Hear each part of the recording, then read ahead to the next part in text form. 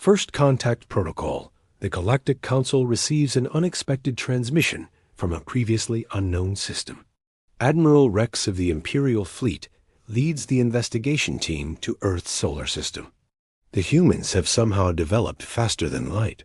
Communication without using quantum crystals, a technology the Empire thought impossible. Captain Mark Johnson represents humanity in the first diplomatic meeting aboard the Imperial flagship. The alien delegation includes various species: the tall, blue-skinned Altans, the insectoid Vex, and the energy-based Lumi. They are shocked when Mark's simple wrist device translates their languages perfectly in real time.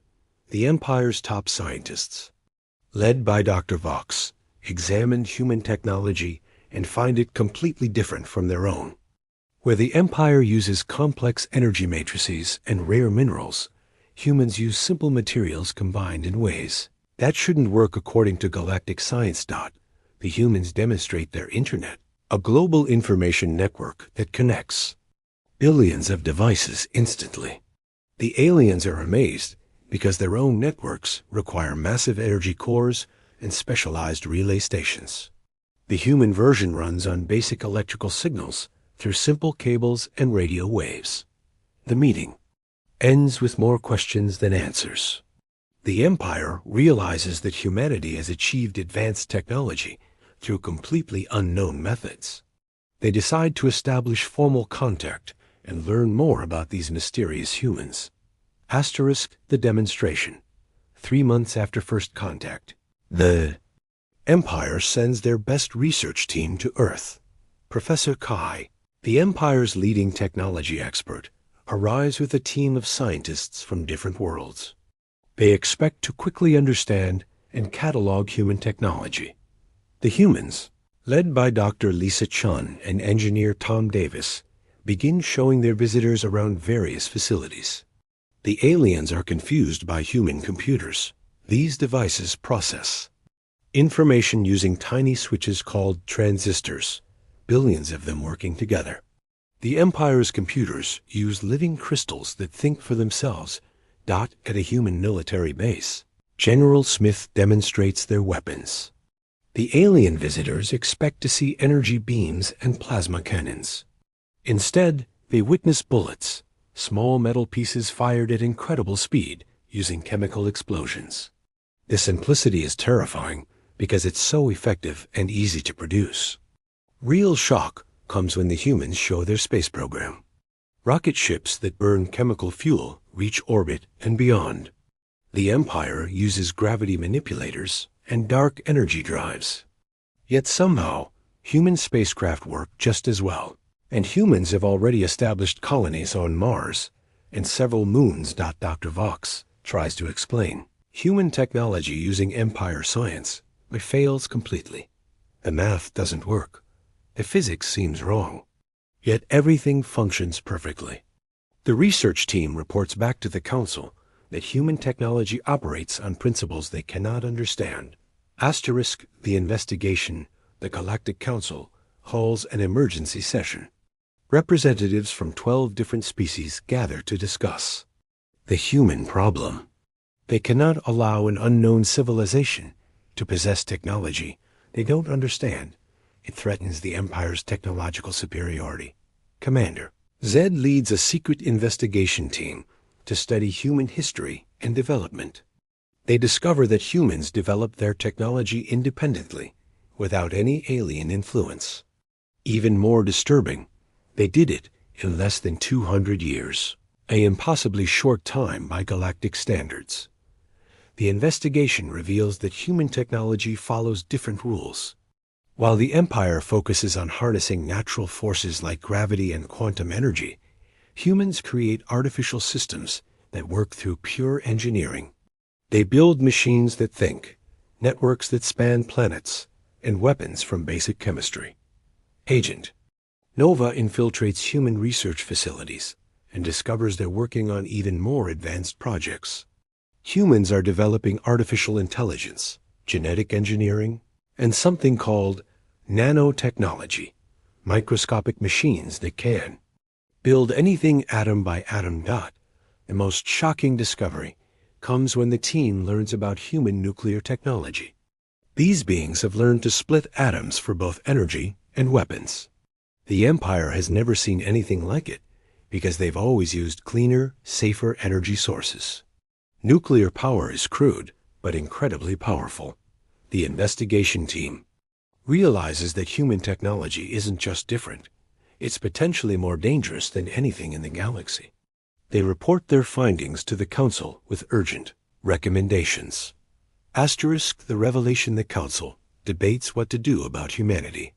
Some want to destroy Earth before human technology spreads. Others want to steal their secrets. Ambassador Cole represents humanity in these crucial discussions. Not knowing his species' fate hangs in the balance. Dr. Vox makes a breakthrough discovery while studying human brain scans. He realizes that humans think differently than other galactic species. Their brains process information in unique patterns that lead to creative solutions. No other species would consider the Empire's technology developed by working with nature and universal forces.